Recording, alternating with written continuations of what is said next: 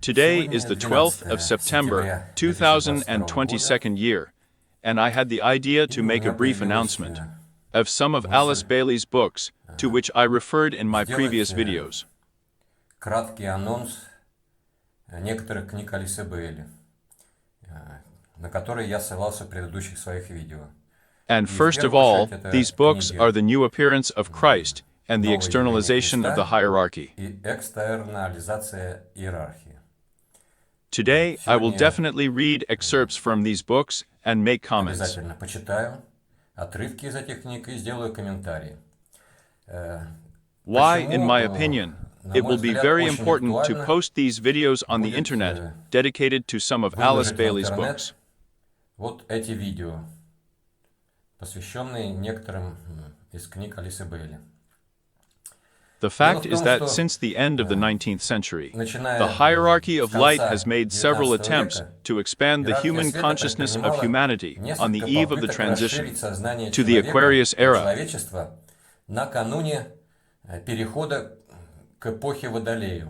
Rather, the transition has already been gradually carried out for several centuries, but rather it was a preparatory phase, followed by an accelerating process that already starts when everything begins to develop more rapidly. And at first, the preparatory phase was implemented with such cycles that were commensurate with the age-old duration. That is, sometimes it took 100 years to give a powerful new influx of certain knowledge that can raise the best representatives of the human race to the next step of humanity, and especially the vanguard of humanity. Приток неких знаний, которые на следующую ступеньку человечества, а особенно авангард человечества, лучших представителей рода человеческого, может поднять.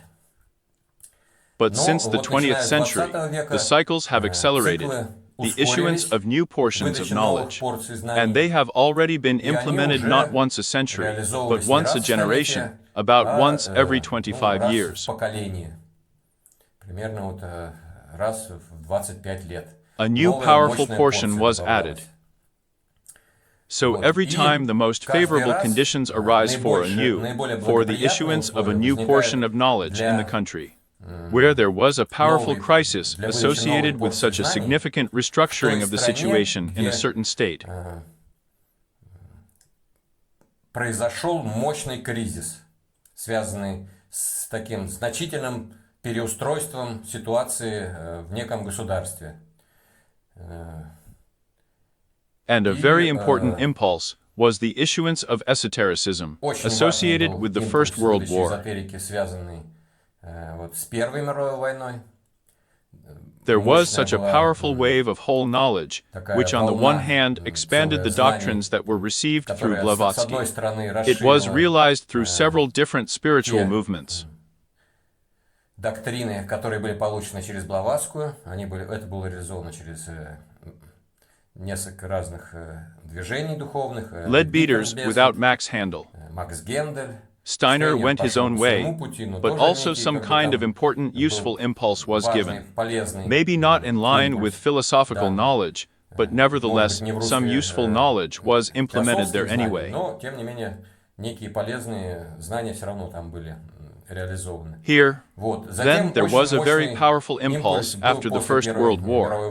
In fact, it began immediately after the end of the First World War, and the most important carriers of this new wave were Alice Bailey and the Roriks. Here are two of the most powerful such missions after the First World War, on the eve of the Second World War.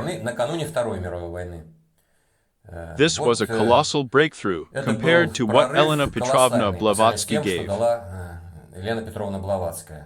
In other words, the Reichs gave a powerful additional portion of knowledge in the ethical direction, without significantly expanding any knowledge related to the structure of the universe.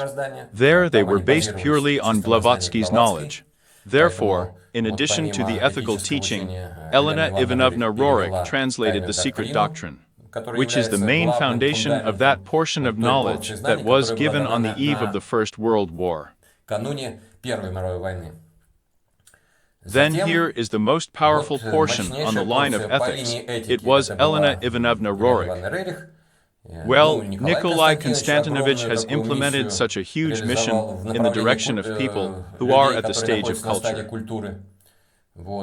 And Alice Bailey gave very deep esoteric knowledge, which greatly expanded what Blavatsky and her followers Leadbeater and Without gave. Here, after the Second World War, both women left the physical plane, and the impulse that was after the Second World War. It allowed a large number of mystically oriented societies to appear. Он позволил появиться большому количеству мистически ориентированных обществ. In other words, practically nothing significant was given along the line of esotericism, with the exception of the teachings of Henry Lorenzi, which remained virtually for the entire period after this crisis. Related to the Second World War, it was actually like the seeds were sown, but did not germinate. That is, the sowing took place with the help of Jelizoics and Henry Lorenzi, but the consequences of those exercises that preceded the Second World War sprouted. That is, on the basis of Blavatsky Leadbeater, on the basis of the Roriks, on the basis of Alice Bailey. There are a huge number of lower-level students who responded to these teachings, but they can be called the New Age teaching. Их можно назвать учением New Age. They were all given on the basis of, well, the emotional world, that is, the so-called contacts. Took the teaching from the emotional plane. Their level was significantly lower than that of Blavatsky, than that of the Roriks, than that of Alice Bailey. But, on the other hand, a huge number of people responded to this huge growth of new teachings, associated with people at the stage of mysticism.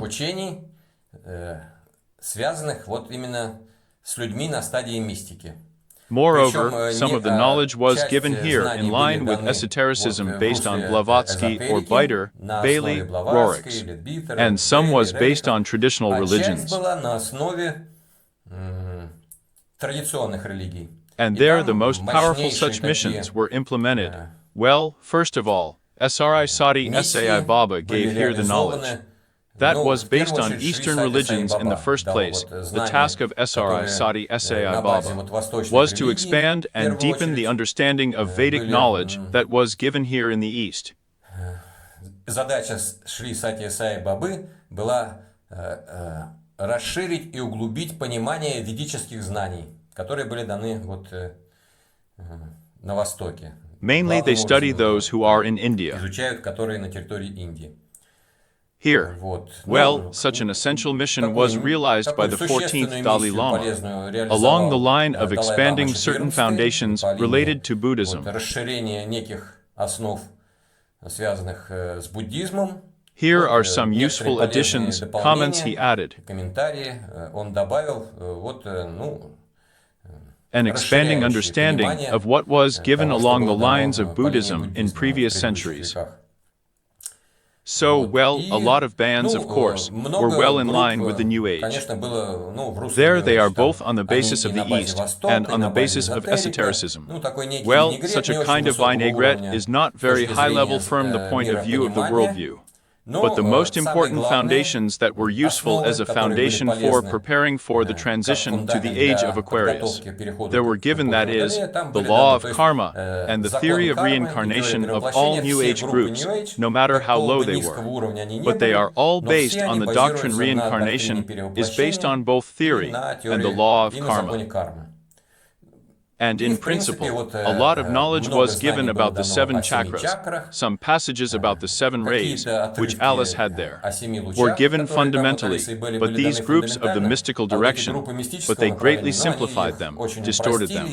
But nevertheless, this knowledge spread to the wider masses, into the consciousness of the broader. As the existence of groups of people has merged into their consciousness, into their minds. That's why this is the whole cycle after the Second World War, until the most powerful crisis that was in the next one. And it was connected with the collapse of the countries of socialism in Europe. Он был связан с крахом стран социализма в Европе. At first, it was our Warsaw Pact friends.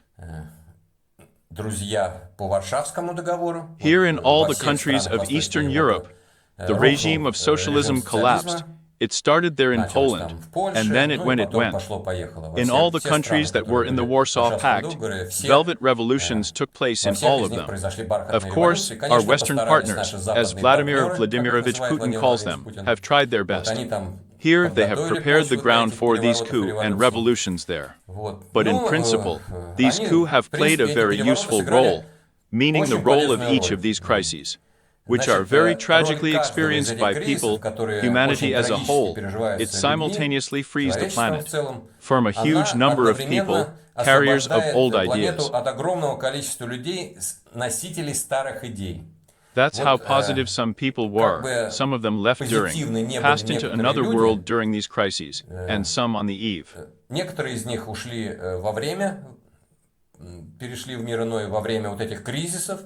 Well, for example, Leo Tolstoy, he passed away just before the First World War, having fulfilled that useful part of the mission. That was not related to esotericism, which was related to the popularization of Christian ideas on a new level. He gave a very useful link to the teachings of the East, to nonviolence, to some Indian doctrines. Tolstoy referred a little bit here, but he made such a useful contribution. But in the First World War, a huge number of people of the old era died or suffered, as it were, such a collapse in their lives.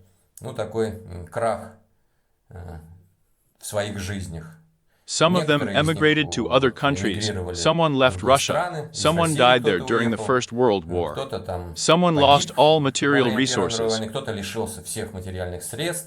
In general, this prepared the basis for an experiment on socialism on the one hand, when a lot of people die. The passionaries are young, no one prevents them from rushing powerfully with some new ideas, including communist, socialist ones.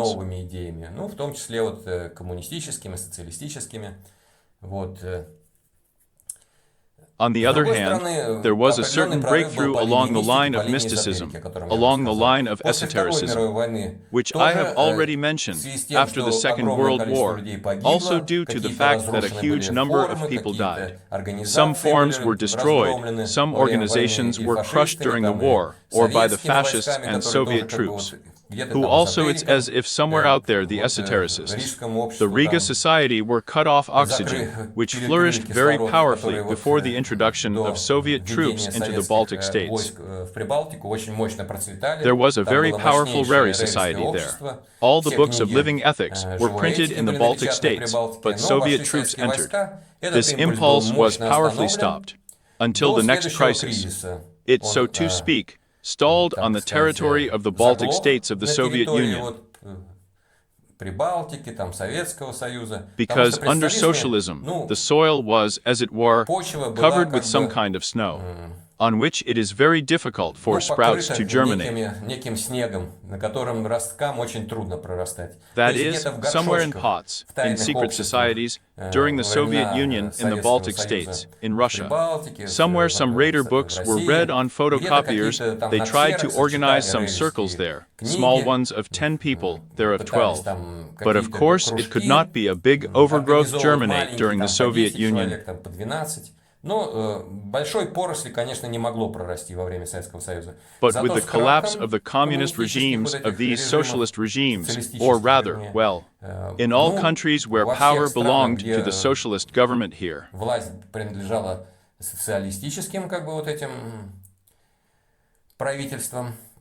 everywhere a powerful influx to esotericism and mysticism has appeared. And so it was in those years that I became interested in esotericism, after Gorbachev's perestroika. In Yeltsin's time, in fact, already. On the one hand, there is a powerful wave of suffering, crisis, devastation, economy. That's a lot of negativity. On the other hand, a huge number of old consciousnesses have gone in these years. New consciousnesses were given the opportunity to study books that were banned, including esoteric, mystical, traditional religion. Here is the most powerful wave in the countries of socialism, that appeared exactly after this crisis, появилась именно of the после вот collapse этого of the кризиса, countries of socialism. развала стран социализма. Now we Теперь are мы on the eve of the накануне next most следующего powerful мощнейшего crisis, кризиса, когда when the consequences of that последствия wave have той exhausted волны, them. они The passionarity of those who had to contribute after the пассионарность collapse тех, of кто должен socialism, был свой their вклад passionarity внести has come to после an развала end. социализма, их пассионарность пришла к концу. All of Всё, them они have turned превратились into в old стариков, people, в into such закристаллизованных crystallized, таких, unable to move on неспособных people. двигаться дальше людей. And И now there is a сейчас powerful мощная wave волна of devastation разрухи in the economy, в экономике, in politics. There will be политике. some powerful На Западе perturbations in the какие-то West, мощные in the пертурбации East, будут, на in the former Востоке, countries of бывших странах socialism, социализма and in и в Russia. России. And И here вот is the вся whole эта wave. волна, Here вот is этот the most мощнейший powerful кризис, который crisis начался, that вот began. особенно ускорился Here is especially 24 accelerated on the он 24th of позволяет February. It allows you to реализовать realize a мощный powerful new новый influx of the next приток portion of knowledge. следующей порции знаний. A very important component, of course, will be related to the Jelazoika, which was practically in this kind of steam. That is, there was practically no germination of Jelazoics, with the exception of this stage, which, well, like in Soviet times, some Rorik's students continued to study Rorik's literature. So in the Baltic states, and in Russia their Belikov, some other students tried to write books about Nikolai Konstantinovich. Some of the esotericists in the book of Concordi Antarova handed over to read two lives as if reading books. Конкордии Антаровой передавала по рукам читать две жизни, как бы вот читали книги. But it was all at the level of a few people. There are 5 or 6 people in the city, there may be 10. Well, small groups studied the same thing about hylozoics at the same level after Henry Lorenzo left the physical plane. Left all these books to his followers, the most powerful of them was Lars Adel Skog. Учеником оказался Ларс Адель Скук. He translated all the Geozoic books from Swedish into English, put them on the internet, but it all took a long time. Ну, все это заняло большой довольно срок. And so we started posting into Russian on an international website only after the 20th year of 2020th year, when I translated all of Lawrence's books during the pandemic for a year. But they began to be uploaded to an international website after Lars checked all my translations. And so, gradually, after editing my translations, we posted the books on an international website. And now all the books have been posted on an international website. So, but this is the period when the Jelazoika was only in the phase under steam. As you know, the seeds in winter somewhere. They were sown in the fall. They lie under the snow all winter. And in the spring they begin to germinate powerfully.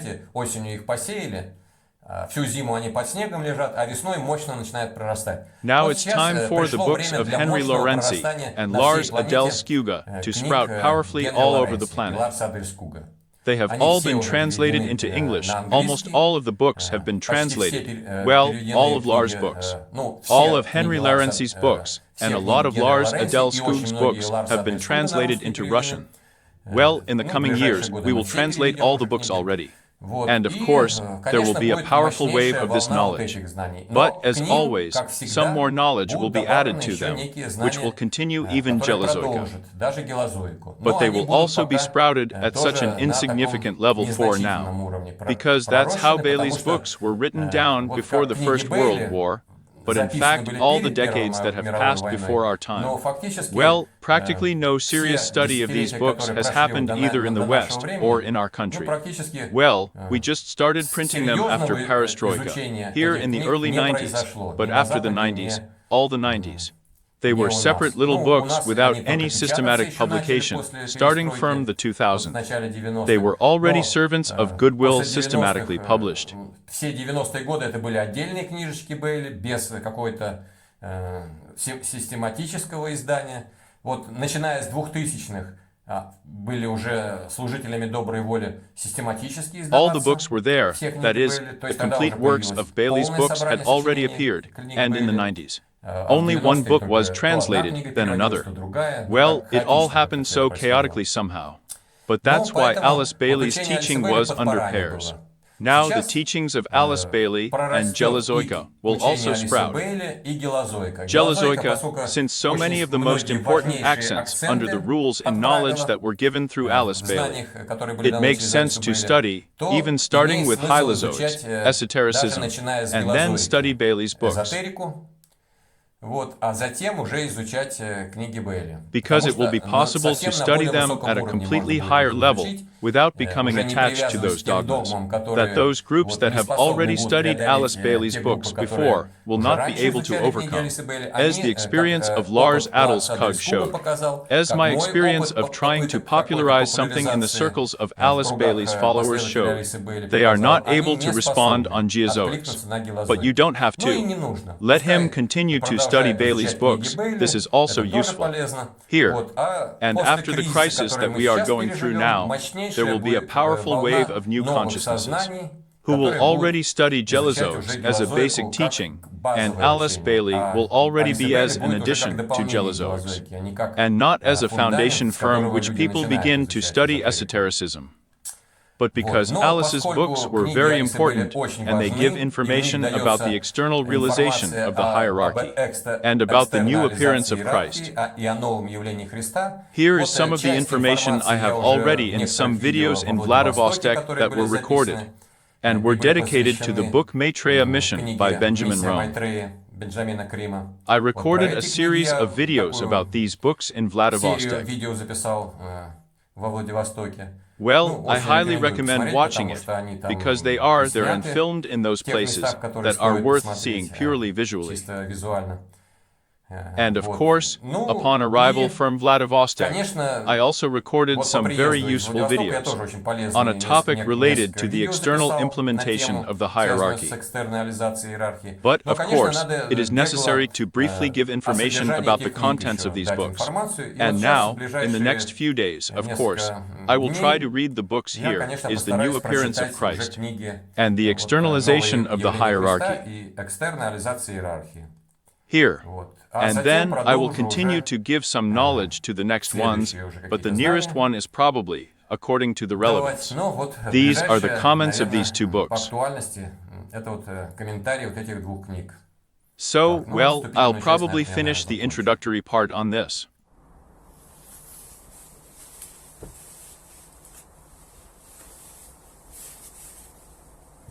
So, this morning, I wrote down the opening word to what I'm going to read in the bathroom.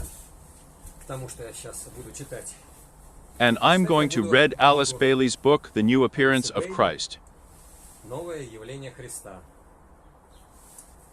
And since I have already made the introductory speech, I will start reading then. So, well, all of Alice Bailey's books begin with a great call.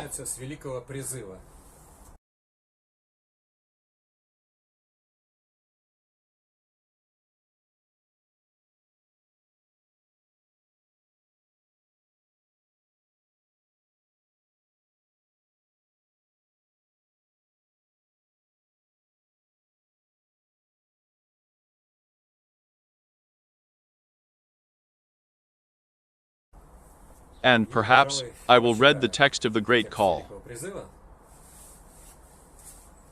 A great call from the point of light that is in the mind of God. Let the light flow into the minds of people.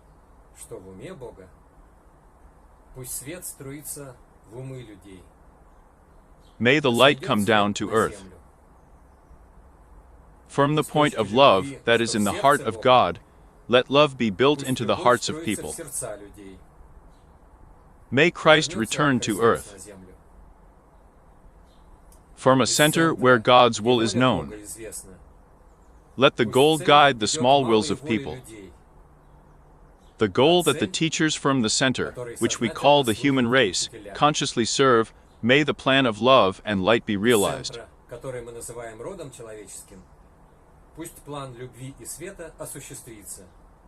And may the door behind which evil is sealed, may the light and love and power of the plan be restored on earth.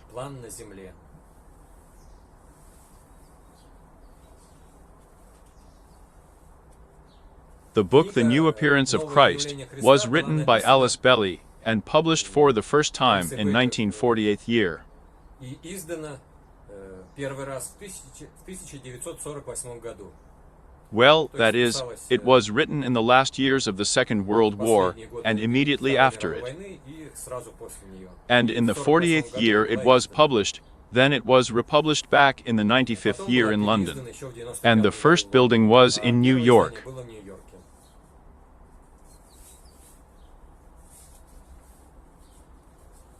The book contains 7 chapters, and I will read first the summary, the title of these chapters. The first chapter is the doctrine of the future. The second chapter is the unique opportunity of Christ. The third chapter is the new appearance of Christ. The fourth is the work of Christ. The fifth is the teaching of Christ. The sixth is the new world religion. The seventh is the preparation for the new appearance of Christ.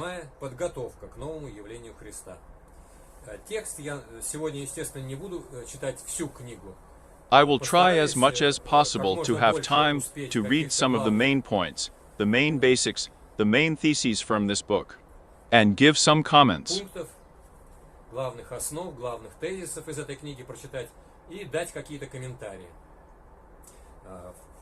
The whole book, of course, can be read independently.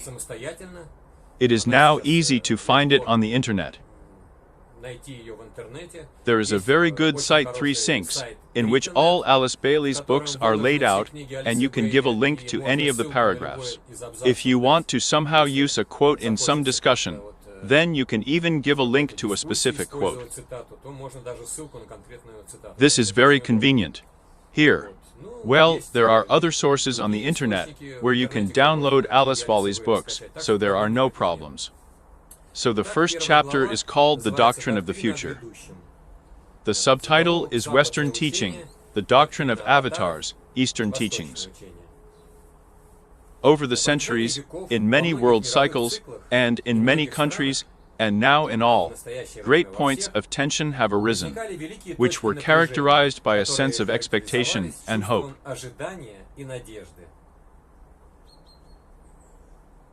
Someone is expected, his antecedence is anticipated.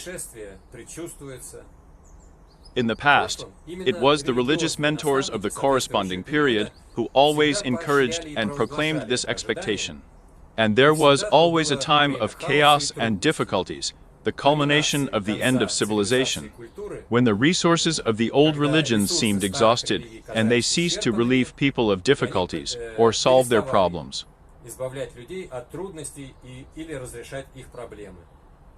The arrival of the Avatar, the coming of the one to come with a capital letter, or in modern terms, the new appearance of Christ. These are the keynotes of the prevailing expectation.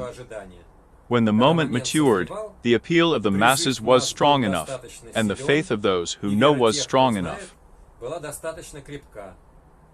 Then he always came. And in our time, there will be no exceptions to this ancient rule, or universal law. Well, a brief comment, as it were, is a matter of what I managed to read.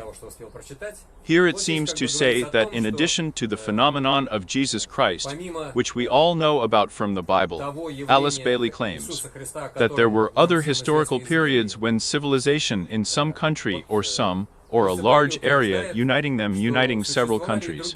The development of civilization reached some state in which the previous messages of religious content began to fail somehow in order to influence the people for whom these teachings were intended. Развитие цивилизации доходило до какого-то состояния, в котором предыдущие послания религиозного содержания начинали как-то давать сбой в том, чтобы воздействовать на людей, для которых предназначались эти учения. But in such a way that they can move into the future. Могли двигаться в будущее.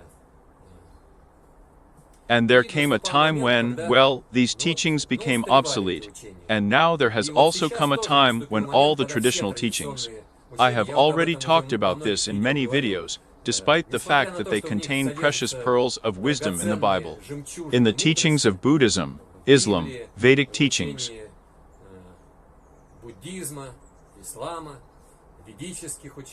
there is a huge amount of wisdom and pearls, but their interpretations for many centuries have become so outdated and distorted by some human minds that are trying to give their version of the understanding that they have developed.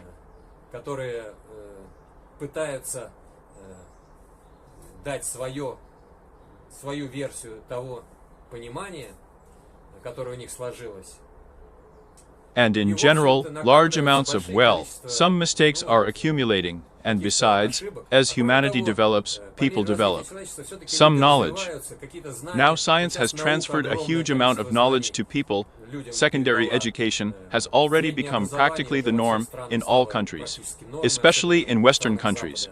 A huge number of people now have the opportunity to get a higher education. Therefore, on the basis of this new knowledge, of course, all these ancient religions are outdated, and here is Alice Bailey. And, in principle, of course, she just wrote down what one of the great teachers reports through Alice Bailey is Joel Tibetan. Here he is the author of many books that Alice Bailey wrote down. Except for a few books that she wrote on the basis of what she had already received from the Tibetan. She wrote some books herself, but basically she was she performed the function of the secretary of the great teacher. He sent her some knowledge in a telepathic way, and she wrote them down, and then this knowledge was published.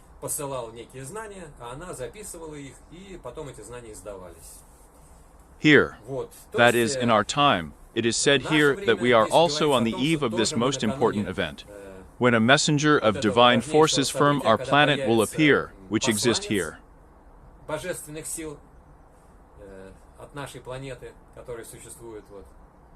And so this whole book that I am going to read today, excerpts from which I will read, it is dedicated to preparing people for this coming. So I keep counting. For decades, the new appearance of the Avatar Christ has been expected by believers in both hemispheres. Not only Christians, but also those who are waiting for Maitreya Bodhisattva, as well as those who are waiting for Imam Mahdi Mahdi. When people feel that they have exhausted all their own resources and have reached the limit of their abilities, that it is beyond their power to solve their problems and cope with the surrounding conditions, they tend to look for a divine mediator and conciliator who will protect them before God and bring deliverance. Well, now there is a crisis that the civilization of the West, such a leading civilization, has brought humanity. There are a lot of problems, and then I will read Alice Bailey's book Problems of Humanity, in which these problems are very clearly stated and ways to solve these problems are shown here. But when these problems are brewing to such an extreme value, a number of crises follow, which show humanity that it is impossible to continue living like this. After each of these crises, humanity is trying to get into its wounds, somehow recover a little, try to somehow learn lessons from these crises. But as a rule, the hierarchy of light will not appear on the planet among people, and will not give an impetus to a new stage of human development. But humanity, as a rule, does not manage to overcome these crises on its own. One crisis follows another. And it seems that something is improving somehow in life, and then a crisis follows again, and such crises in the 20th century were the First World War, the Second World War, the collapse of the countries of socialism. Well, after these three crises, there was again some kind of lull for a while. Such a powerful hegemon, the United States of America, appeared, a unipolar world emerged where Western civilization, led by the United States of America, assumed all the main levers of control of the planet. Here. But now we have come to the next crisis again, because many people are not satisfied with such a situation. When the United States of America with its satellites rule in the country in Europe, Canada, Australia, some Eastern countries, such as Japan and South Korea, are also involved in this entire management of the planet. But other nations are not satisfied with this situation. Russia is not satisfied. China is not satisfied. Many countries in Africa are not satisfied with South America. Although they are weaker than the West, but now Russia is stronger, China is stronger. And so we decided to counteract this order. And with the beginning of the special operation in Ukraine, Russia announced that it no longer intends to put up with such a unipolar world.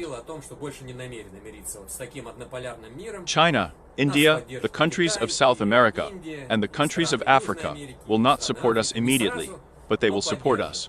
And the planet will move to a multipolar version of evolution after all. Here. Well, our topic today is that even this still will not help solve all the problems of humanity, until representatives of the hierarchy of light, led by Christ, or as in the East they call him Maitreya, appear. When people feel that they have exhausted all their own resources and have reached the limit of their abilities, that it is beyond their power to solve their problems and cope with the surrounding conditions, they tend to look for a divine mediator with a capital letter and a conciliator with a capital letter who will protect them before God and bring deliverance. They expect a savior with a capital letter. It is possible to trace how the doctrine of intermediaries with a capital letter, messiahs with a capital letter, Christ or avatar with a capital letter, like a golden thread, runs through all the world's faiths and scriptures with a capital letter. Intermediaries correlating the world's writings with a central source of radiation are found in great abundance everywhere. Even the human soul is considered an intermediary between man and God. Christ, as countless millions of people believe, is the divine mediator between humanity and the deity. Well, I will still make some breaks in reading, read, skip half a page, several pages at a time.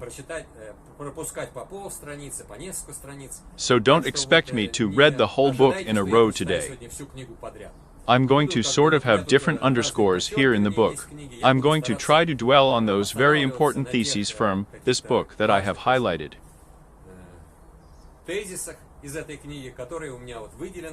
And I will read the next piece, which I have highlighted here, an avatar with a capital letter.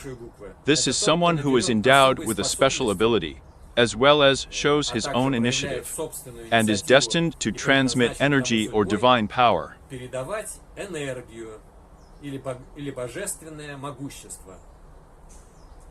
Notice, it doesn't seem to focus on the fact that he just comes, reads some commandments, tells parables. And then, because in the 19th and 20th centuries, people learned that the world around them is filled with energies, electromagnetic fields, mechanical various energies, and now humanity has matured to understand that divine messengers not only transmit some texts to their descendants, but also transmit such a huge energy power to people.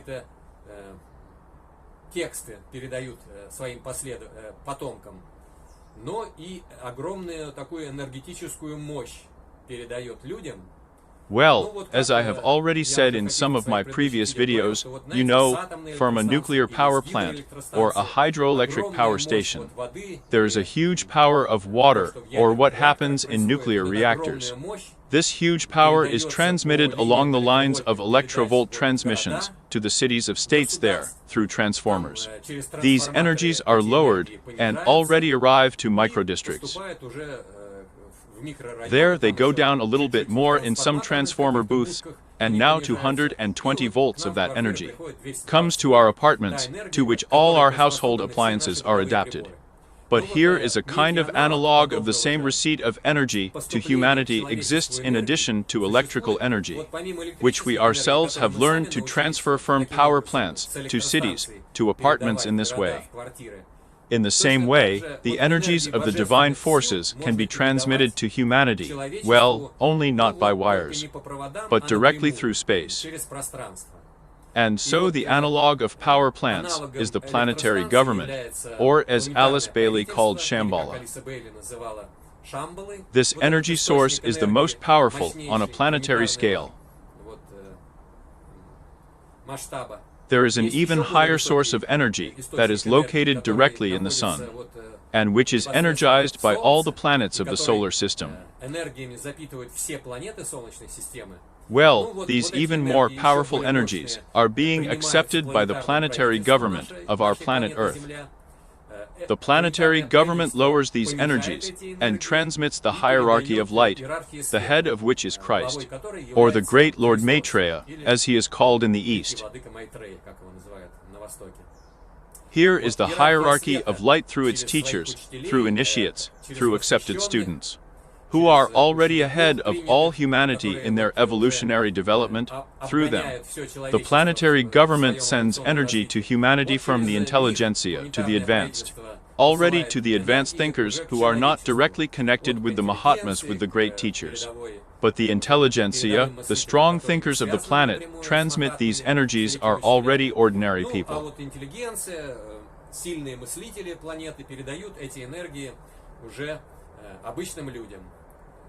And so they transmit not only knowledge in the form of books, texts, some records, oral messages. They also transmit powerful energies from the Sun, through the planetary government of Shambhala, that is, the planetary logos of Shambhala is the head there. Here he transmits, and the entire planetary government transmits these energies to the planetary hierarchy headed by Christ, and he, through great teachers, through the disciples of teachers, through outstanding representatives of the human race, transmits these energies to the whole of humanity. Here in this passage, it is very important that at all times that humanity has been on the planet, these energies have been transmitted. But at some moments, an avatar appears on the planet, which already has the opportunity to transfer these energies to humanity even more accessible.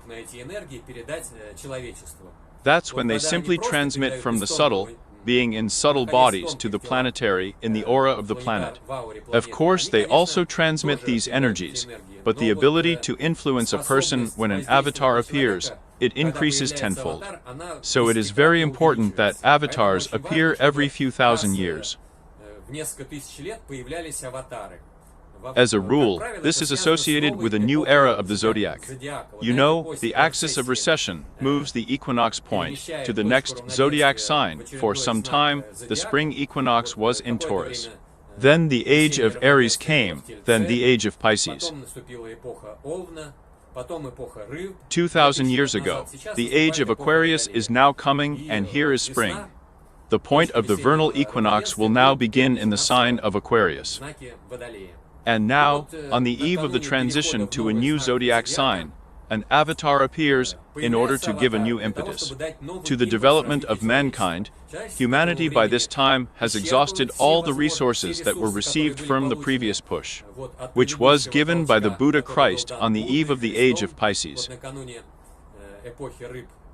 And now, on the eve of the age of Aquarius, a new impetus will be given to all mankind, and for this, Christ decided to appear among people.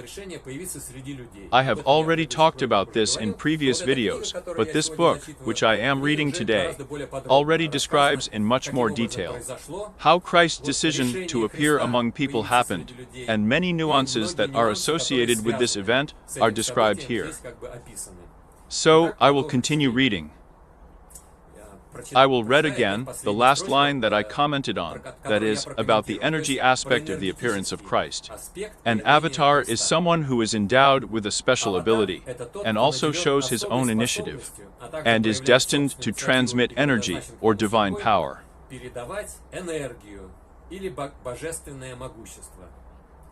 This is necessarily a deep secret in connection with cosmic energy, and cosmic energy is received by the logos of the solar system and transmitted to Earth through the planetary government. Here is the solar system. It's like energy of a lesser intensity, which animate everything inside the solar system. And there are even more powerful energies that come from outside into the solar system. Here they are called cosmic energies, and here Alice Bailey is probably the first of the messengers of the hierarchy of light, who spoke in detail about these cosmic energies that exceed even those energies that are inside the sun. And here are even more powerful these energies.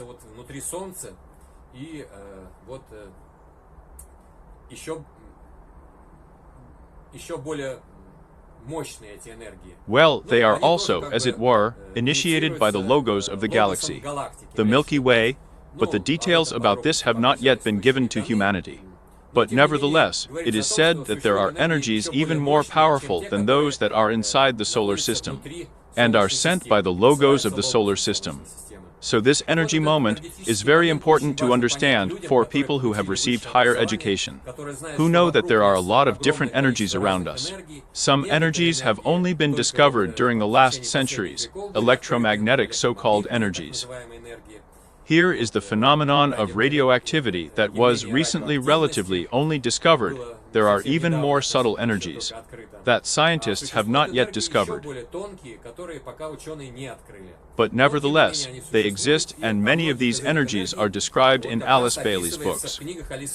And the books of Alice Bailey, as I have already said, were continued in Gelazos, which has already outlined the teachings of Henry Lawrenson in the language of Western countries.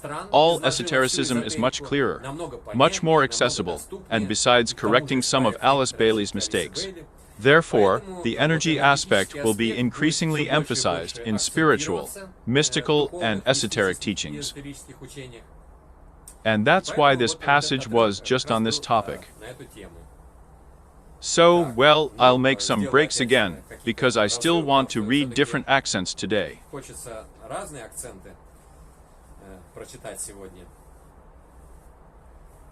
Well, it is also said that they come in times of crisis. And here it really is, as if it were still talking about the fact that avatars also come in different scales. Here is Christ. This is the greatest avatar that appeared among people on our planet. Well, Buddha was also such an avatar. Well, here is Christ of the same scale of avatar, but there are even smaller scale avatars, including such messengers of the hierarchy of light, that they are representatives of the human race.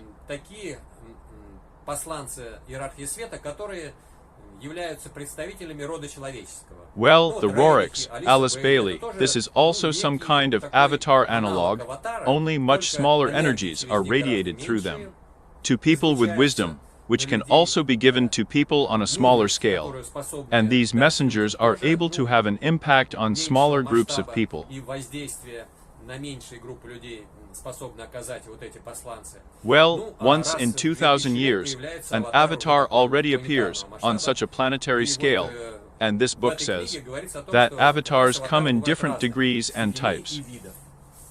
Some have enormous planetary significance, as they express whole cycles of future development. Well, whole cycles, meaning just here 2,000-year cycles, emit that note and bring that teaching, which marks the beginning of a new century and a new civilization. But the new century means the 2,000-year-old century, the age of Pisces, the age of Aquarius before that, the age of Aries was, the age of Taurus. Here, well, new civilizations are emerging. Here Western civilization was such a quintessence of the age of Pisces. But now her cycle is already ending. Those nations that will become a powerful advance in the age of Aquarius are most likely Russia and China, and then, when some of the Western countries survive the point of crisis, then in some of these countries, there will also be a rethinking of how to live, and where to move, and how to develop.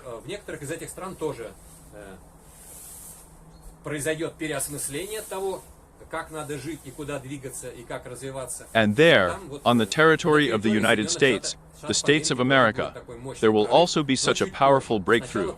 But a little later, first, the breakthrough that will mark the beginning of the age of Aquarius will be made by Russia, and maybe a little later by China. Here. Well, I'll make some omissions. So to sum up, the doctrine of avatars is supported by the doctrine of the continuity of revelation. Well, I have already said that before each epoch of 2,000 years, which begins with the transition of the vernal equinox to a new zodiac sign, avatars appear. And now revelations have been sent before, and will be sent in the future. Always in times of any great human crisis, in the hour of need, with the birth of a new race, or the awakening of a prepared humanity to a new, broader vision. The heart of God with a capital letter, driven by the law of compassion, sends a teacher with a capital letter, a world savior with a capital letter, an enlightening with a capital letter, an avatar with a capital letter, a transmitting mediator with a capital letter, Christ.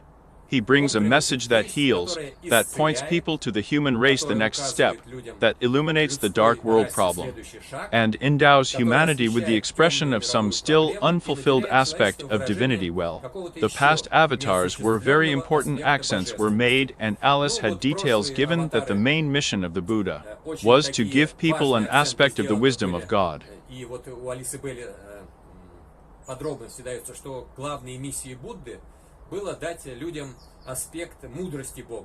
And here he is like an enlightened Buddha, as if he were characterized as having achieved enlightenment. Enlightenment is the light of knowledge, wisdom. And so the divine aspect associated with wisdom was given through the Buddha. And Christ gave a particularly strong emphasis on what any God is.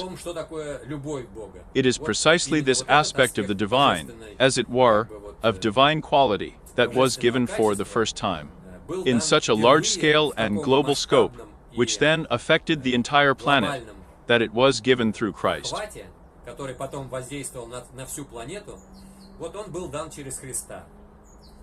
Here, so I made some small omissions.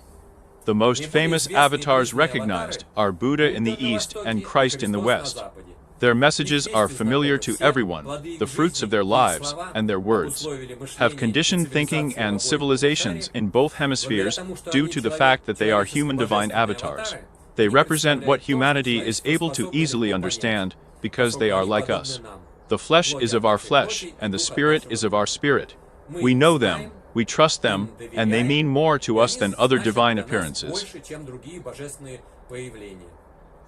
They are known, trusted, and loved by countless millions. The core of spiritual energy that each of them created is beyond our perception. Creating a core of permanent spiritual positive energy is an invariable task of the avatar. It focuses and anchors dynamic truth.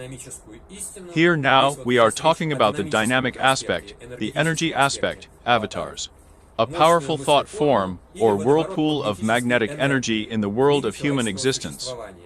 This focal point acts to an increasing extent as a transmitter of spiritual energy. It allows humanity to express some divine idea, which over time creates a civilization with its accompanying culture, religions, politics, governance, and education processes. And that's how history is made. History is, after all, only a chronicle of mankind's cyclical reactions to some kind of flowing divine energy, of some inspired leader or avatar, that is, here is a new look at history is given. We studied history there. Then Alexander the Great conquered someone. Then the Roman Empire conquered the entire Mediterranean coast. Then the countries of the West, then the countries of Islam, conquered huge territories. Too, here is Central Asia. The Mediterranean coast there in South Africa there.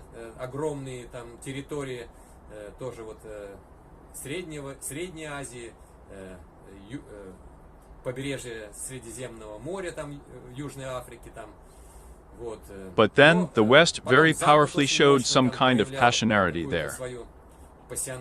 But all these processes, they are conditioned, as it were, by the fact that once in 2,000 years, the Avatar lays a new civilization. And it would seem that all that was given there was, well, Here are a few lines in the New Testament.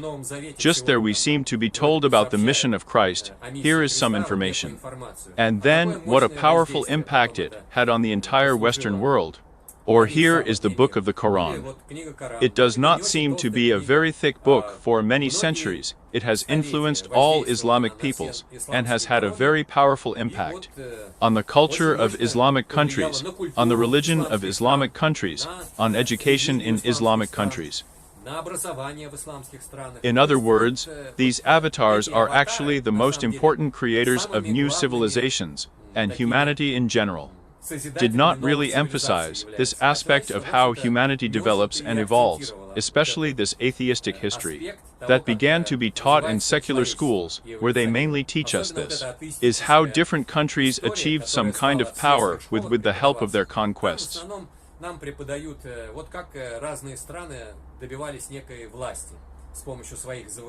Well, they tell us about all sorts of revolutions there, about the change of economic formations there. Here is the slave-owning feudal, capitalist socialist, imperialism. Here.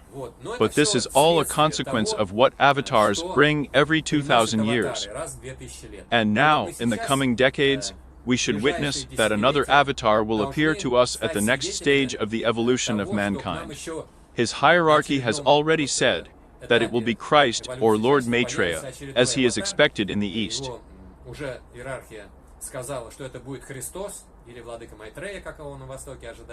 So this avatar will lay new civilizations for several thousand years.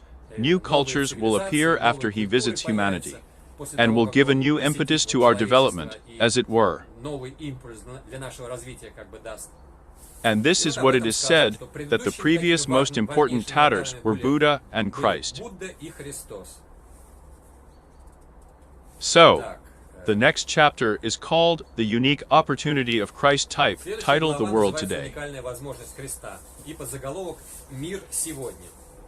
Although the teaching that Christ will come is accepted one way or another, one of the difficulties in our time is the fact that this teaching has been given for many centuries, and nothing has happened yet. This is a kind of difficulty. That is, we have already been notified many times, now he will come, but he still did not come. And now the situation is the same in our time. That is, it has already been decided by Christ that he will come. The details of Alice and Belle are already all given in her books. How it will happen. Benjamin Krim has already reported even more details related to Jesus with the appearance of Christ in the near future. And people still don't seem to believe it, because earlier they also told us that he was about to come, but he didn't come. Well, and they think that, well, this time again he will not come. Apparently all this is like from the same series. People seem to appear. They say that Christ is about to come, but he will not come again. No, he's coming this time. Alice Belli seems to have a lot more of such important knowledge about this than some previous messengers.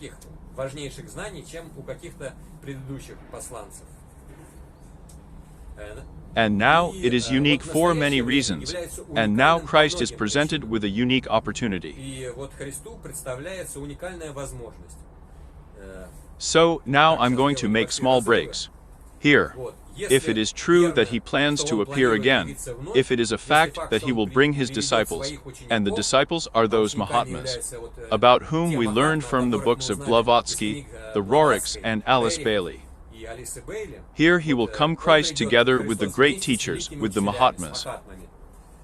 So if this coming is near, then what are the factors that he and they should take into account?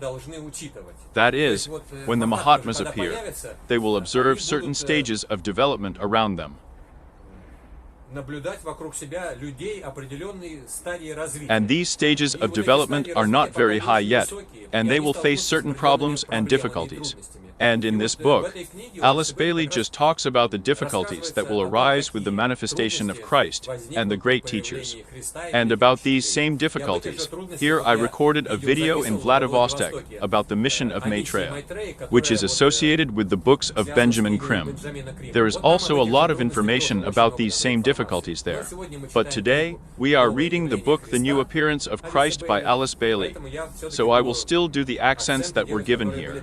In the last years of the Second World War and immediately after its end. First of all, he will come to a world that is essentially one world. His second coming and his subsequent work cannot be connected with some place or territory unknown to the vast majority, as in the case when he was here before. Thanks to the radio, the press, and the rapid spread of news, his arrival will be different than the arrival of any previous messenger. Fast delivery means will make it available to countless millions. And they will be able to get to it by ships, trains, and planes. Thanks to television, everyone will be able to recognize his face, and truly everyone's eyes will see him, in quotes. This is a quote from previous epistles, even if there is no universal recognition of his spiritual status and his message. There must inevitably be universal interest. For today, even numerous false Christs and false believers attract universal curiosity and cannot hide. This creates unique working conditions that the saving, energizing Son of God has never encountered before. The sensitivity of the people of the world to what is new and necessary is also unique and peculiar. People have made much progress in their reaction to both good and evil, and have a much more sensitive response apparatus than humanity had before. If the messenger with a capital letter caused a quick response when it came before, now the response will be even more extensive and rapid, both negative rejecting and positive accepting.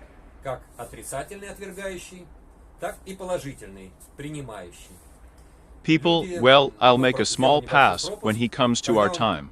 He will find the world uniquely free from the snatching and pressure of churchism, that is, all those traditional religions, that in the Middle Ages were the most powerful ideological scourge of mankind.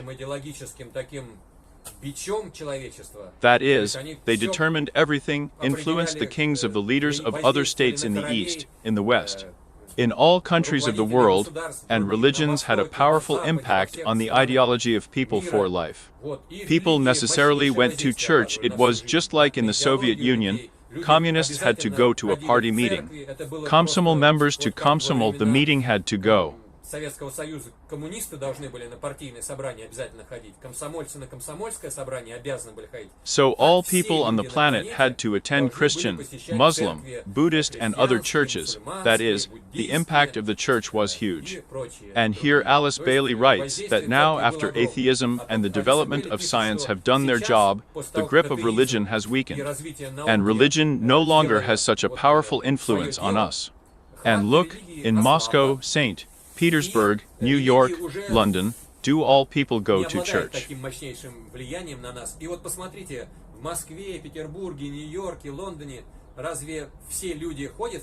Only a small part of people go to church, a very, very small percentage. A slightly larger percentage appears in the church at Easter on Christmas Day, well, twice a year, but even then. If you gather all the believers who appear in the church at Easter next to the temple or inside the temple, but it will be well at least 5%. Less than 5% of the total number of inhabitants of each state, and before 100% of people went to temples. And there were temples in all villages, or in large villages, in all larger settlements, there were several churches. I'm not saying that in cities in all neighborhoods there was necessarily a church. That's why now the situation has changed. So, when he comes to our time, he will find the world uniquely free from the grip and pressure of ecclesiasticism. When he came earlier, Palestine was entangled in the vicious power of Jewish religious leaders. And the Pharisees and Sadducees were to the people of that land what the rulers of the church are to people in today's world. But a useful and beneficial turn has been made from churchianism and the Orthodox Church in the last century. And this provides a unique opportunity for the restoration of true religion and a return to the ways of spiritual life. The priests, Levites, Pharisees, and Sadducees did not recognize him when he came before. They were afraid of him, and it is highly improbable that the reactionary churches recognize him today. признают его сегодня. In other words, Joel Kuhl says that the probability that Catholics and Orthodox representatives of Islam and the Buddhist world recognize Christ is very, very insignificant. Most likely, they do not recognize Christ. He may reappear in a completely unexpected form. By the way, it is not necessary that he will appear here in the same shroud as he was wearing 2,000 years ago.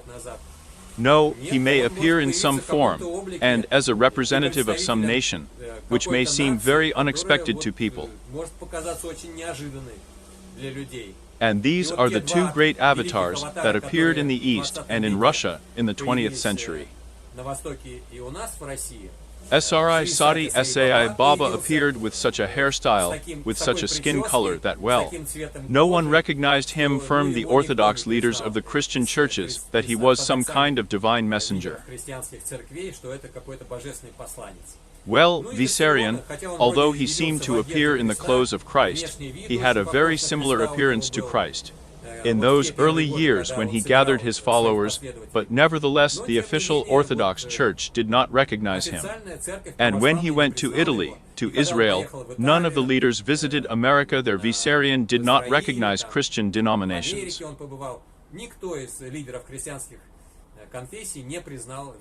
Well, that's what Alice Bailey wrote about, that no one recognizes the messenger.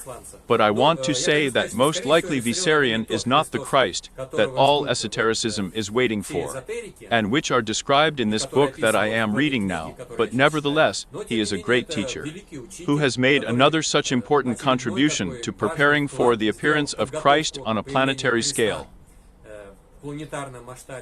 That's why, by the way, maybe at some stage, Christ will decide that he will produce the overshadowing of the teacher Vissarion. And then that's how the overshadowing of Jesus, the teacher of Jesus, took place 2,000 years ago. And Christ in his shell for 3 years affected humanity and energetically, and told parables, and passed on more intimate knowledge to his chosen disciples. Through Vissarion too, Christ can, with the help of overshadowing, at some stage, when Vissarion may be released from prison already, or maybe even in prison, overshadowing is about to happen. That's how it could very well be. But it is possible that Vissarion will simply be one of the teachers who prepares the ground for the appearance of Christ on an even more planetary scale. Here. But nevertheless, Alice Bailey says that the form in which Christ may appear among people, it may be unusual, and he is most likely not recognized by representatives of traditional religions. It is a mistake to assume, as some do, that the main focus of Christ's work will be to work through the medium of churches and world religions. No, he will of necessity, work through them too, when conditions allow. And there will be a living core of true spirituality in them, or when their invocation call is powerful enough to reach it. He will use all sorts of channels through which people's consciousness can be expanded, and correct orientation will be carried out, and will be carried out. However, it is more accurate to say that he will consistently work precisely as a world teacher, and that the churches are just one of the means of teaching at his disposal, and that there will be others besides the churches. Everything that enlightens people's minds, any propaganda that leads to the realization of correct human relations, all kinds of achieving real knowledge, all methods of transmutation, knowledge into wisdom and understanding, everything that expands the consciousness of humanity, and everyone to human states of awareness and sensitivity, everything that dispels the delusion of illusion, destroys crystallization and violates static states, falls into the sphere of realistic activity of the hierarchy, which he directs. He is the Christ here. Well, I'll probably make some small omissions again.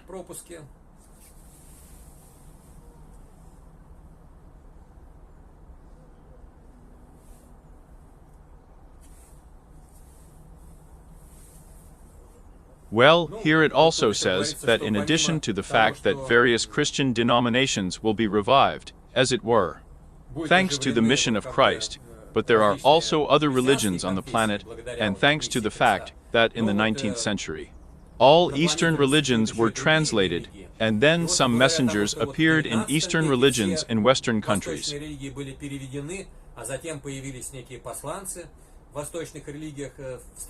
Remember, Vivekananda told about Ramakrishna's mission and about various yogs. Then there were some other messengers there. But Sri Sathya Sai Baba had a very powerful impact. There, Osha Rajneesh has gathered some groups of his own in the East and in the West.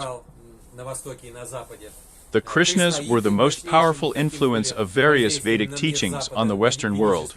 Well, and here it is written here, there is also a unique revival of the ancient teachings of the Buddha, and its penetration into Western countries, where it finds devoted adherents.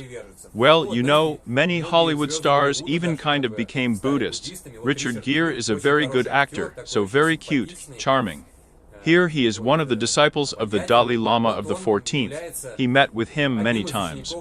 So that Buddhism penetrated into the Western countries here. In my opinion, Boris Grebenshchikov also met with the Dalai Lama.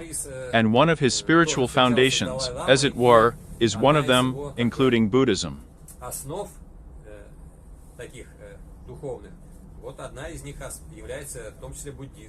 Well, I really don't really appreciate Grebenshchikov as such a herald of some useful knowledge.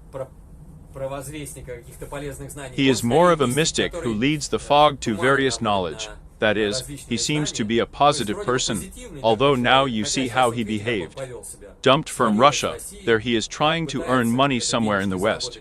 Takes such an ambivalent position that it seems not ours, not yours. Well, that's his own business. I have never been such a special supporter of him. I like Shevchik much more, although he is also in opposition now. Well, for me he is more sincere, more honest and wiser. But Grebenshchikov's fog leads to his listeners, as it were. And here they are trying to find some kind of association for themselves in this fog. Here are some associations with something that they have read in other books. Well, basically it's all such a lot of fog. And Shevchik is such a clear-thinking person. And when he talks about something useful, positive, he philosophizes much more at a higher level. Therefore, I like Shevchik much more. Well, if we talk about some thinkers, Makarovich, of course, had a very useful effect on young people in the 70s and 80s, but now he is somehow crystallized. That is, through him, very little light goes to people, some former reserves of wisdom that were in his songs and his statements. They are still working. But the way he has become now, you know, and his appearance has become quite unpleasant. So fat, you know, some Jews become so enlightened in their old age. Here's how Mikhail Laitman, for example, is a charming man, already elderly, old, probably older than Makarovich. But he looks wonderful. But Makarovich, you know, some Jews become very unpleasant outwardly in their old age. Here Makarovich was just such a leader in his youth, who ignited us young people. I just got a lot of such positive impulses for his further development on Makarovich's songs.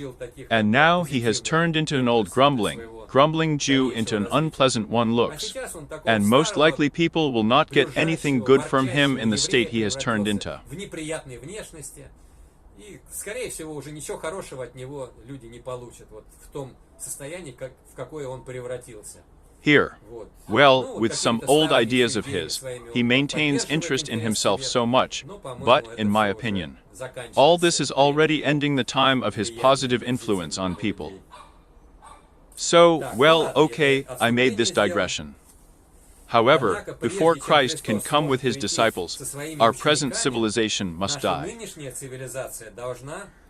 See what's being said about what? How does it feel to die? Not that you know there, all people will die in some cataclysms, and again from the cave times, everything will start anew. No. It is the old form of civilization that will die. In other words, these are the types of government that we had on the planet in developed countries, in socialist countries. In countries of some third world, those ideologies that influenced us. That's all going to change. The culture will change a lot. That's all the best, of course. We'll stay in museums, and we will go to these museums to see what our ancestors lived. But there will be messengers of light who will lay down a new culture, a new civilization. There will be new statesmen who will help people organize new types of government on the planet.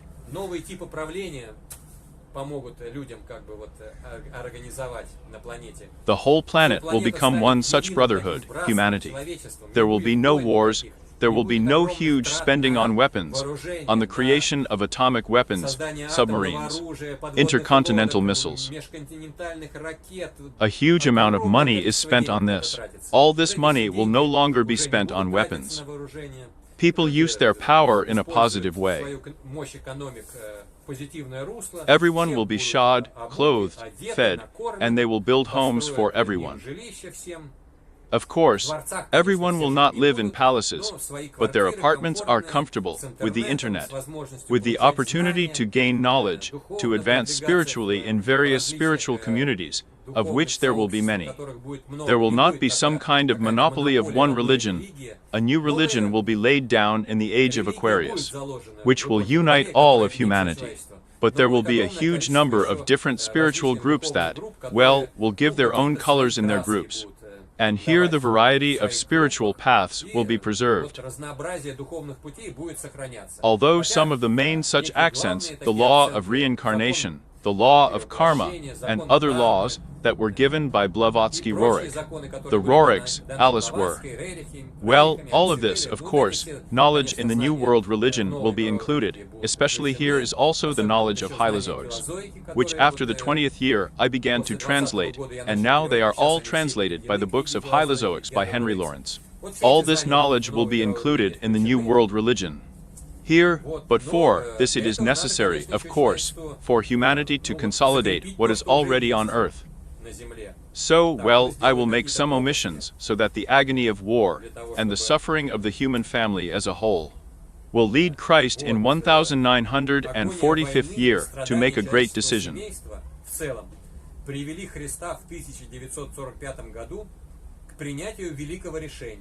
The decision, which found expression into important statements, he announced the first to the collective spiritual hierarchy, and to all his servants and disciples on earth, attention.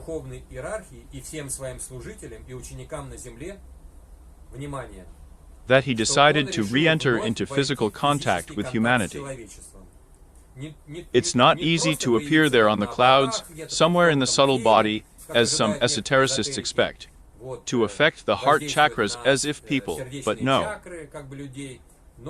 It's about something else entirely. We are talking about the fact that he decided to re-enter into physical contact with the human, physically, due to the fact that he will have a dense shell on the physical plane.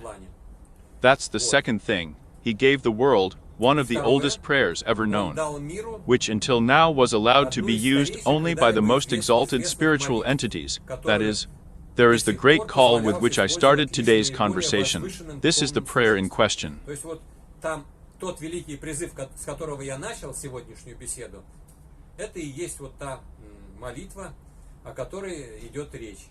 It is called in all Alice Bailey's books. This great call is published on the very first page. And now it will replace the prayer of our Father, which was the main one in all Christian countries during the Age of Pisces for 2,000 years. We developed in the Age of Pisces, and the main prayer was Our Father. Well, besides some other prayers. But now the main prayer will be the great call that I read at the beginning of our conversation today.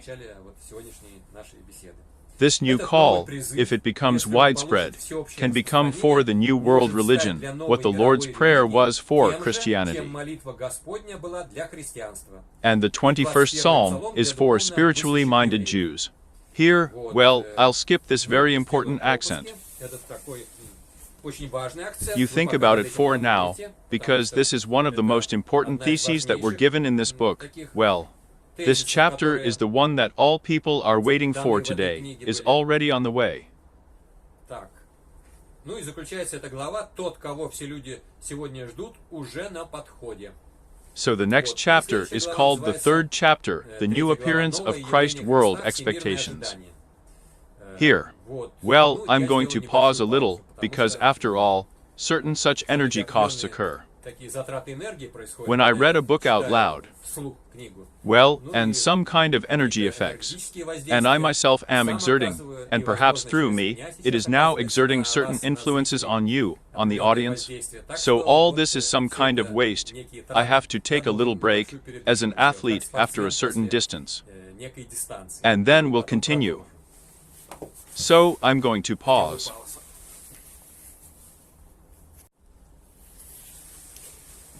So, well, I paused, and will continue reading Alice Bailey's book, which is called The New Appearance of Christ.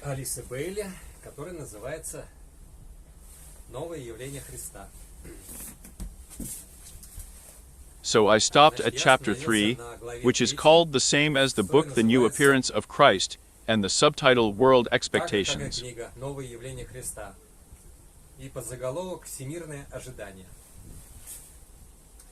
The transcendent God, greater, grandiose, and inclusive than the world he created, is universally recognized, and has always been emphasized. Transcendent is the God that is most familiar to all Westerners. When they read the Bible, try to reflect on this topic, then they all represent God as a kind of being that is outside of man, and his as but in relation to him. This is something that lies outside of him. Который находится вне человека, и его как бы вот по отношению к нему это что-то лежащее вне его. And here it is somewhere unclear where, in heaven, according to the church. Although what is meant by this is not entirely clear. Here is the God who created the entire system of galaxies, universes, planets, solar systems. Here is everything that we observe on planet Earth, everything that we observe with telescopes, the starry sky, galaxies. That's all this was created by God. And such a God is considered to be a transcendent God, from the point of view of determining that there is an immanent God. And there is a transcendent God. The transcendent God is the God I have just told you about. And in addition to this, in the East there is still knowledge that there is a spark of God inside every person, and that if a person improves in a spiritual direction, then he becomes more and more connected with this kind of divine principle inside every person who exists, and gradually he himself becomes God, but God of a certain hierarchical status.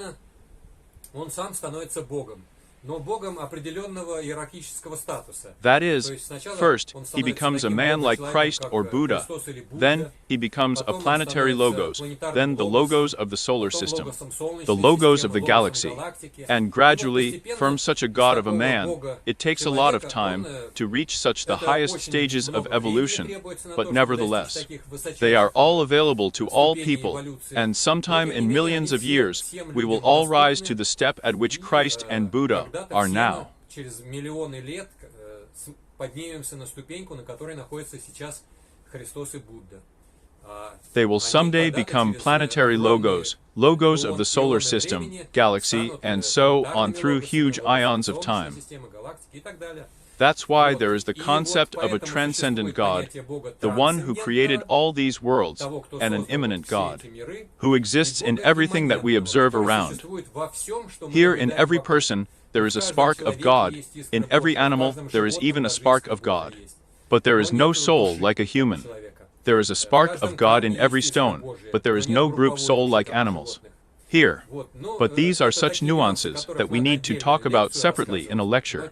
But nevertheless, I want to emphasize that people in Western countries know more about God, just well. This side of God is known only as a transcendent God.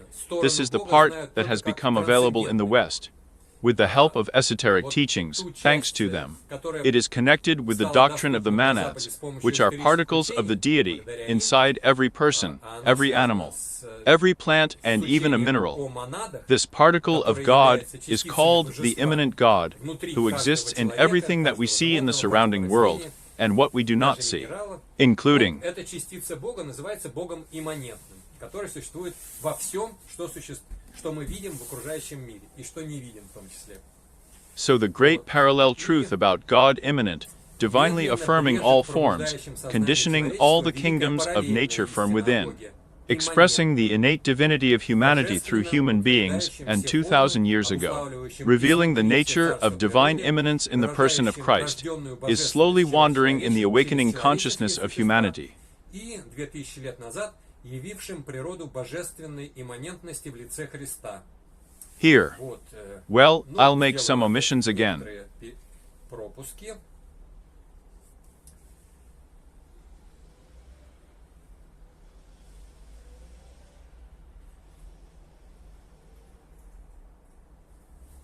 So well, here's another rather important piece, but I'll read it. In the whole spiritual chain of the sons of God. Do you remember what I said about the hierarchy of divine beings? So in the whole spiritual chain of the sons of God, nothing is seen and felt but waiting and preparation. The hierarchy is waiting. She has done everything she could in terms of the current favorable opportunity. Christ stands in patient, silent silence, waiting for the efforts that will allow his work to materialize on earth, and allow him to complete the work begun 2,000 years ago in Palestine. The Buddha bent over the planet well. He is in the subtle world, he is not on the physical plane now.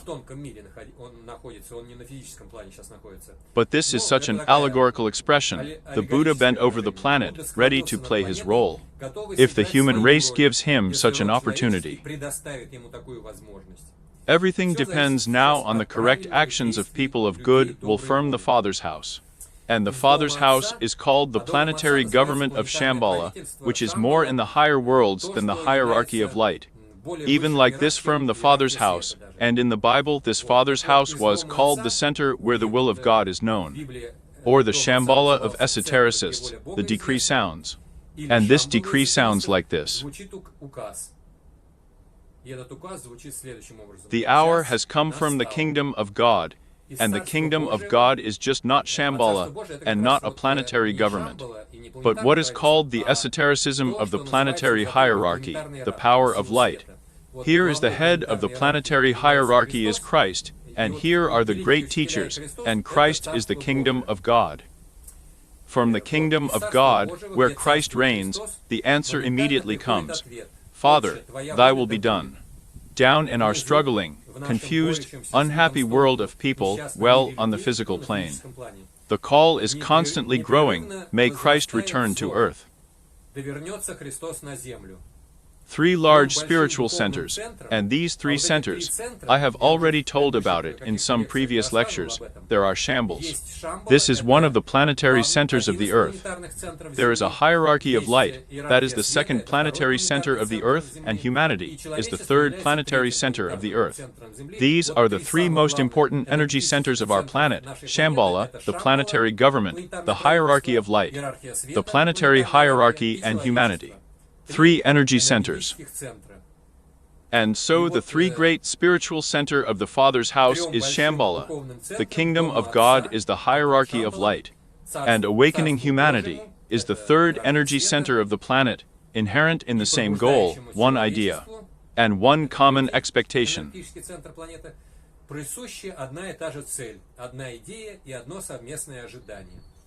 So, well, I'll make some omissions again.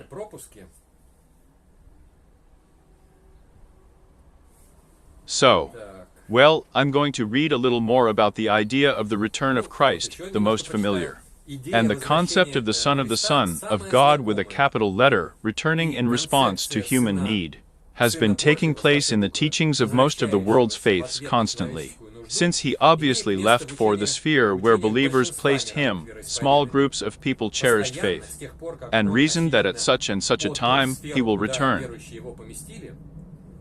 Маленькие группки людей лелеяли веру и рассуждали о том, что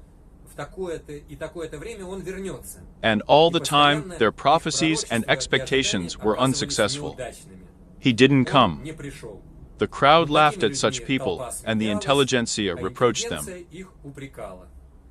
Their eyes did not see him, and there was no material evidence of his presence. Today thousands know that he is coming, that the plans for his coming have been put into action, but they do not know the date or the hour. The time is known only to 2 or 3, because at which time you do not think the Son of Man will come.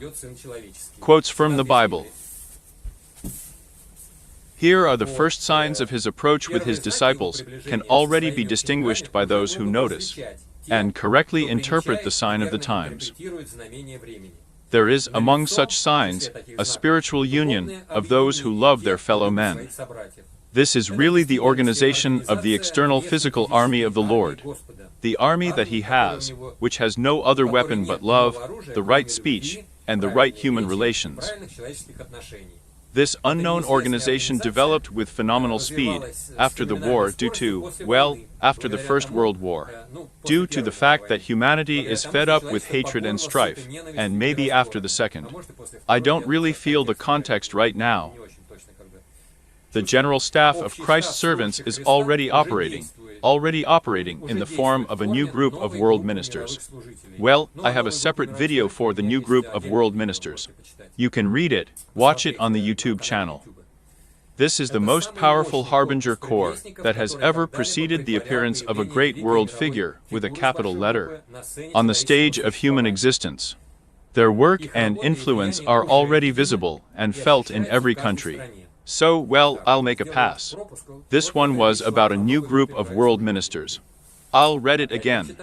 For the first time in human history, the demands of the people of the earth are so powerfully and coordinated with divine guidance in time and space that the inevitable result is clear.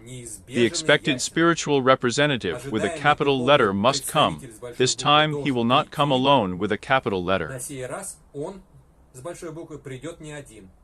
but accompanied by those whose lives and words will awaken awareness in every area of human thinking. The symbolic prophecies found in all the world's writings regarding this impending event will prove their authenticity. Their symbolism will nevertheless require a new interpretation. In other words, this is how believers expect, in what form they expect.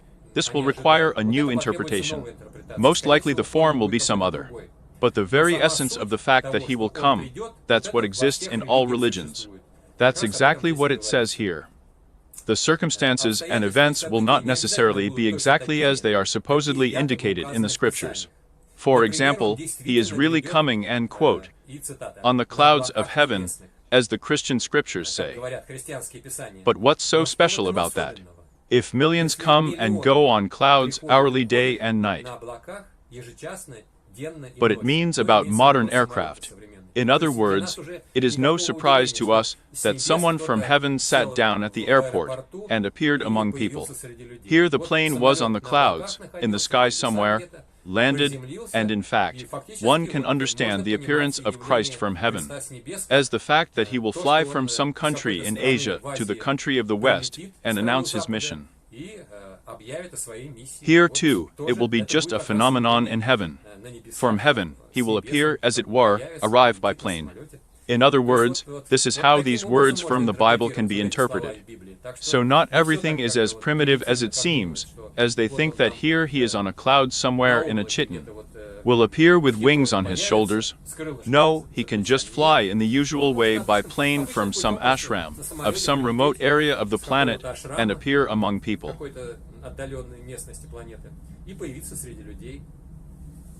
Here, but I'll make some omissions. Thirdly, we are told that Christ will come in the form of a man and will walk among people as before. This has not happened yet, but relevant plans are being developed.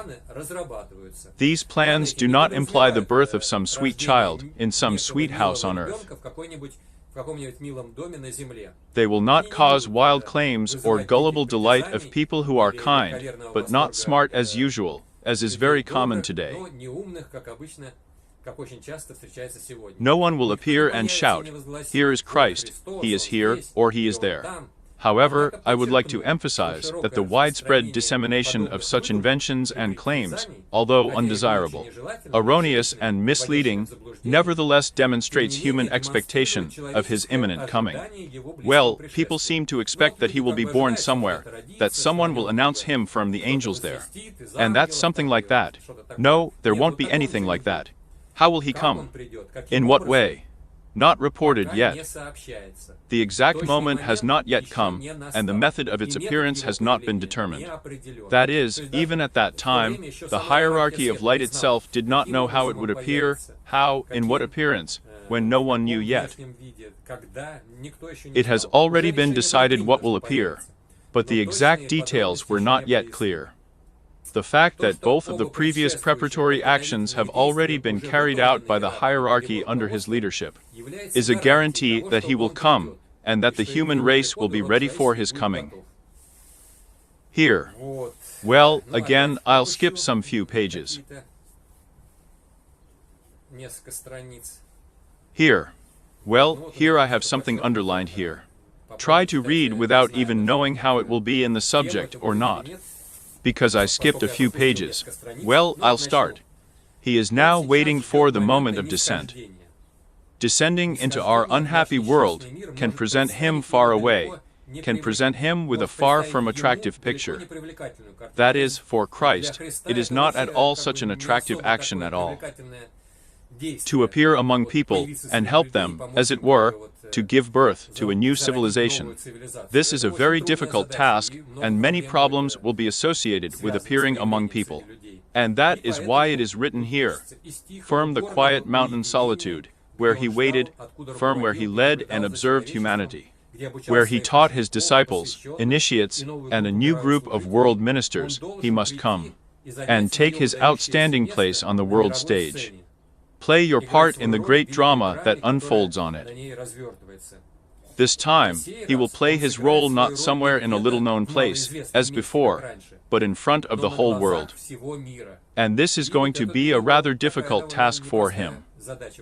Due to the fact that our planet is small, and thanks to the wide spread of radio, television, and fast means of communication, everyone will be watching it. And this prospect, undoubtedly, should inspire him with a certain fear, since trials and the main settlement are waiting for him, plus an inevitably painful experience. He will come not as the Almighty God of man's ignorant creation, but as Christ, the founder of the kingdom of God on earth, to complete the work he has begun, and to demonstrate divinity again, and much more in much more difficult circumstances. However, Christ suffers much more from his own than from those in the outside world. And here is a very important point. When he comes, he will get a lot more problems from the ministers of the Catholic, Orthodox, Buddhist, Islamic churches. Here it is just written from his own. He will suffer much more than from ordinary people. His work is more hindered by advanced aspirants than by the cognizant thinker. It is not the cruelty of the outside world that causes Christ's deep sorrow, but his own disciples, well, meaning those who are now within the framework of traditional religions, plus mass grief during the whole cycle of the existence of the past, present, and future of mankind. He comes to correct the mistakes and misconceptions of those who dared to interpret his simple words in terms of their own ignorance, and to recognize those whose faithful service made his return possible. That is, you see, he will come just to correct many mistakes of religious ministers. And will they really want to admit that here is a certain person, well, perhaps resembling the former Christ in appearance, that he will point out to them some mistakes in their doctrines? They'll say, no, he's saying the wrong thing. We're not wrong about anything. He's the one who's wrong. He is apparently a false Messiah, a sectarian. We don't recognize him. And this is the most likely situation that will meet Christ when he appears among people.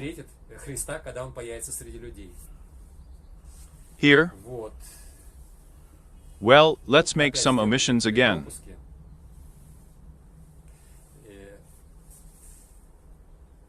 His representatives of the love of God are asked to work again on the world stage, where his previous message was rejected, forgotten and misinterpreted for 2 millennia, and where hatred and isolation characterized all people everywhere.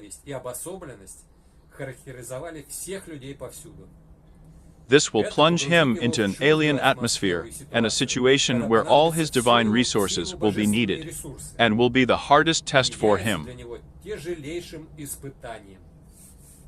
And then they talk about some erroneous views on how he should appear among people.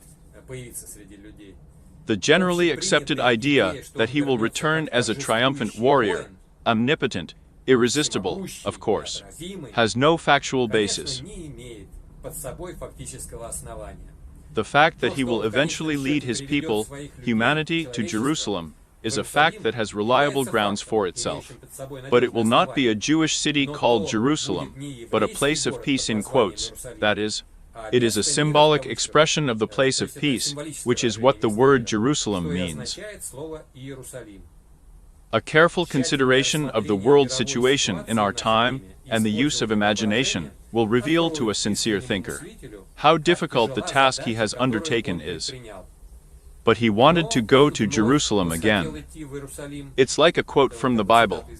He will reappear and lead the human race to civilization and a state of consciousness, for which proper human relations and world cooperation for the benefit of all will be a universal keynote. That is, the main thing that will come, what Jesus Christ will come to teach, and these are, in general, to teachers. And the teacher Jesus is the one through whom Christ acted 2,000 years ago as a great ruler. So, when Christ comes, he will teach correct human relations and world cooperation for the benefit of all. And this will be the keynote of the New World religion. Here, well, I'll make passes again.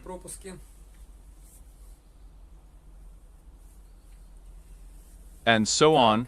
Chapter 3 ends with these lines.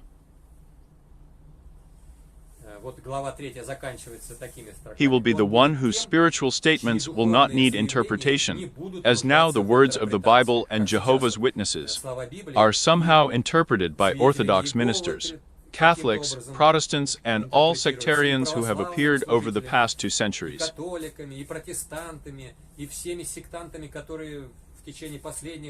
Here they all interpret the words of Christ in their own way. But here it says that what Christ will give after his new appearance among people will no longer need any interpretations. He will present new knowledge in such a way that some interpretations will not be needed. Here, he will be the one whose spiritual statements will not need interpretation and receive incorrect interpretations, because he will always be able to indicate the true meaning. In other words, he himself will correct those mistakes that will arise in people's minds even after his reappearance.